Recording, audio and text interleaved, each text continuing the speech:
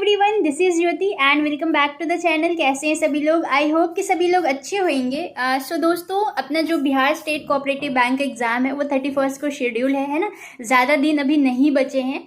तो दोस्तों, मुझसे काफ़ी सारे लोग पूछ रहे हैं कि अपना जो एक्सपेक्टेड कट ऑफ क्या होएगा, है ना। सेफ अटेम्प्ट कितना होना चाहिए, पेपर का स्ट्रैटेजी क्या होना चाहिए अटेम्प्ट करते हुए, एंड सैलरी कितनी है। ठीक है, हर वीडियो में पूछा जाता है। सो दोस्तों, वीडियो में आगे बढ़ने से पहले चैनल पे नए हैं चाहिए अभी चैनल को प्लीज़ करके, है ना, सब्सक्राइब कर लीजिए। एंड वीडियो पसंद आए तो लाइक कर दीजिएगा, ना पसंद आए डिसलाइक कर देना। एंड नीचे कमेंट में बताना, है ना, कुछ पूछना हो जानना हो तो चलिए वीडियो स्टार्ट करते हैं।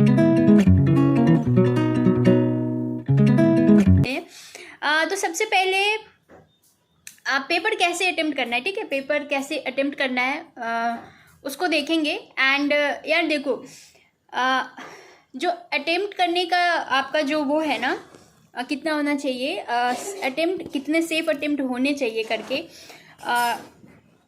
हाँ, तो देखो, पिछले साल का जो कट ऑफ था ना वो अपना 51 गया था। ठीक है, 51 गया था जनरल EWS। हाँ, आई थिंक दोनों का ही 51 गया था।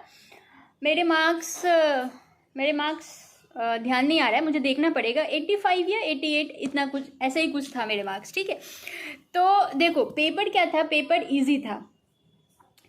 एंड उस साल का पेपर इजी था। ठीक है, तो अभी अपन जो ऐसे माइंड में बना के चले जाते हैं कि पेपर इजी आए डिफ़िकल्ट आए, है ना, अपन को इतना अटेम्प्ट करना है, इतना अटेम्प्ट करना है। देखो लेट्स से कि किसी का रीजनिंग स्ट्रांग है, ठीक है, तो उसने सोचा कि उसे रीजनिंग में 35 में 35 अटेम्प्ट करने हैं, या जितने भी फुल मार्क्स के क्वेश्चन हैं उसको रीजनिंग में पूरा का पूरा अटेम्प्ट करना है।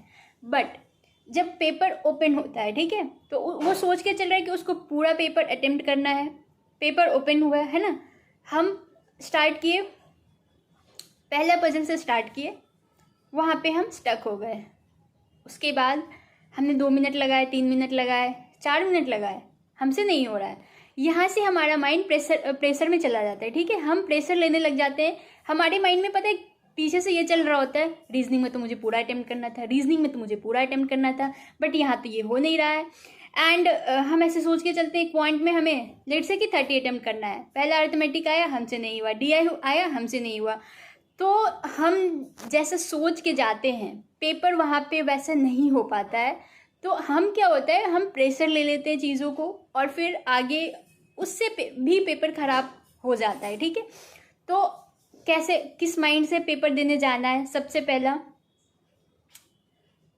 हमें ये सोचना है कि कैसा भी पेपर आएगा, अगर डिफ़िकल्ट आएगा, सुनो, पेपर डिफ़िकल्ट आएगा तो सबके लिए आएगा। ठीक है, ईजी आया तो भी सबके लिए ईजी रहेगा। ऐसा नहीं है कि सिर्फ डिफ़िकल्ट तुम्हारे लिए ही आएगा। ठीक है, सबको डिफ़िकल्ट लगेगा, और यकीन मानिए डिफ़िकल्ट पेपर ज़्यादा ठीक होता है, इजी में ज़्यादा मार्क्स लाने पड़ जाते हैं। ठीक है, तो अगर पेपर डिफ़िकल्ट आया सबके लिए रहेगा, इजी आया तो भी सबके लिए रहेगा। ठीक है, तो ऐसे सोच के नहीं जाना है कि पेपर कैसा आएगा और मुझे कितना अटेम्प्ट करना है। ठीक है, सबसे पहले बात, माइंड में बिल्कुल मत सोचो कि 80 अटेम्प्ट करना है, 90 अटेम्प्ट करना है, या 100 अटेम्प्ट करके आना है। बस ये सोच के जाना है। ठीक है, सुनो, बस ये सोच के जाना है कि जैसे ही पेपर ओपन होगा, मुझसे जो सवाल हो रहे हैं विद इन अ टाइम, मुझे बस वो सारे सवाल अटेम्प्ट करके आने हैं। अगर कोई सवाल स्टक हो रहा है तो भी माइंड में खुद को ऐसे याद दिलाना है, कोई बात नहीं, आने वाला सवाल मेरे से बन जाएगा, उस सवाल को स्किप कर देना है, ज़्यादा उलझना नहीं है किसी भी सवाल में। ठीक है, और ये इसका क्या बोलते हैं, एंड कट ऑफ, देखो एग्ज़ाम तो हुआ नहीं है, हाँ, तो कट ऑफ कैसे पूछ रहे हो मुझसे, ये बताओ कि एक्सपेक्टेड कट ऑफ कितना होएगा। भाई ये पेपर पे डिपेंड करता है ना कि पेपर कैसे आएगा, एंड लोगों के अटेम्प्ट पे भी डिपेंड करता है ना कि आपके साथ वाले लोग पेपर कितना अटेम्प्ट कर रहे हैं, इस पर भी डिपेंड करता है। ठीक है, ईजी आएगा सब कोई अटेम्प्ट कर लेंगे, 80 90 100 भी अटेम्प्ट कर सकते हैं। डिफ़िकल्ट आएगा, अटेम्प्ट कम होएगा, है ना, कट ऑफ भी कम होएगा। तो इतना नहीं सोचना है कि कितना अटेम्प्ट करें। देखो जितना भी सवाल हो रहा है उस टाइम में बस अपना स्ट्रॉन्ग पोर्शन याद रखना कि ठीक है, मुझसे सर्कुलर पजल इनसाइड आउटसाइड या इनसाइड भी कोई सा भी मुझसे नहीं बन रहा है, जैसे पेपर आएगा उसको स्किप करना है, ठीक है। मुझे जो सब्जेक्ट जो टॉपिक स्ट्रॉन्ग लग रहा है, मुझे पैराजम्बल स्ट्रॉन्ग लग रहा है, मैं सबसे पहले पैराजम्बल पे जाऊंगी, ठीक है। इंग्लिश में अगर रीजनिंग में मेरा सारा टॉपिक स्ट्रॉन्ग है, ठीक है, मैं 1 से स्टार्ट करूँगी, पूरा बनाने का सोचूंगी, बट नहीं है स्ट्रॉन्ग, तो फिर मैं ढूंढूंगी कि मुझे कौन सा टॉपिक अच्छे से पता है, मुझे इनइक्वालिटी अच्छे से पता है, मैं वहाँ पे इनइक्वालिटी ढूंढूंगी और फिर उसको करूँगी।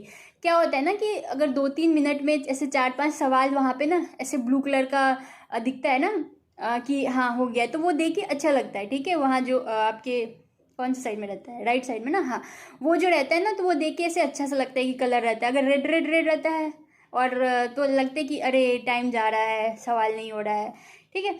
और अगर सैलरी की बात करें तो देखो सैलरी क्या है ना, अलग अलग DCCB का अलग अलग है, ठीक है।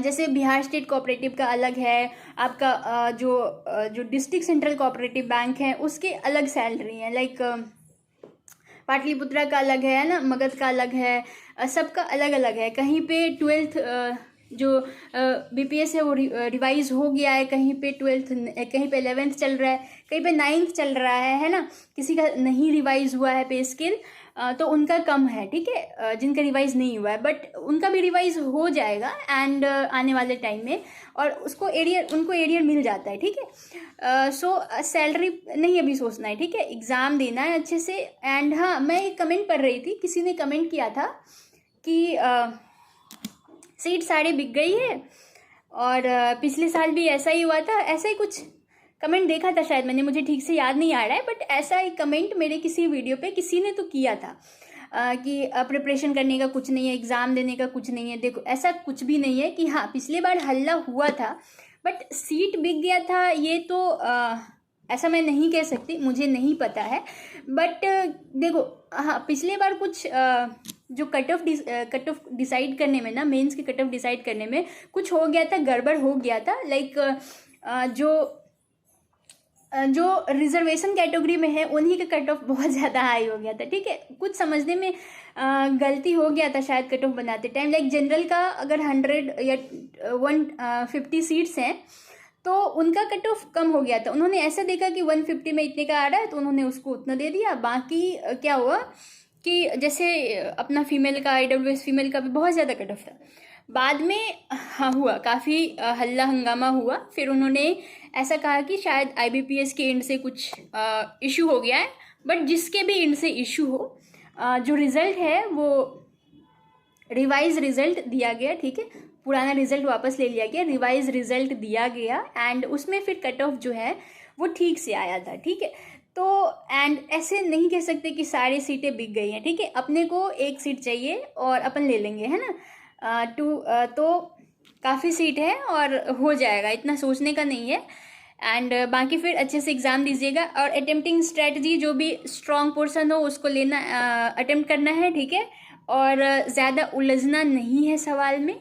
एंड बाकी सोच के नहीं जाना है कि इतना अटेम्प्ट करना है। यकीन मानिए अगर 80 अटेम्प्ट करने का सोच रहे हैं, मतलब अगर आप ऐसे माइंड में लेके जाते हैं कि मुझे 80 अटेम्प्ट करना है, एग्ज़ाम में गए और आपसे कुछ भी सवाल नहीं हो रहा है ना, आप प्रेशर में आ जाओगे। बिल्कुल सोच के मत जाओगे कितना अटेम्प्ट करना है, नहीं करना है, ठीक है। आप ऐसे ही जाओ सोच के कि बस अटेम्प्ट करना है, मुझसे जो सवाल होएगा अपन कर ले जाएंगे, ठीक है, और हो जाएगा। ऐसा नहीं है कि क्वेश्चंस बहुत डिफ़िकल्ट आते हैं। मैं फिर से कह रही हूँ, असिस्टेंट का एग्ज़ाम है, ठीक है, PO का एग्ज़ाम नहीं है, असिस्टेंट का एग्ज़ाम है। हाँ असिस्टेंट मैनेजर का भी आएगा तो उसका क्वेश्चन अलग रहता है, ठीक है। असिस्टेंट का पेपर है, ठीक है, और सारी सीट नहीं बिकी है, ठीक है। ये भी नहीं सोचना है कि सीट बिक गई है करके। तो फिर ऑल द बेस्ट एंड कुछ पूछना हो नीचे कमेंट करना। बाकी फिर मिलते हैं नेक्स्ट वीडियो में। Till then bye bye and take care.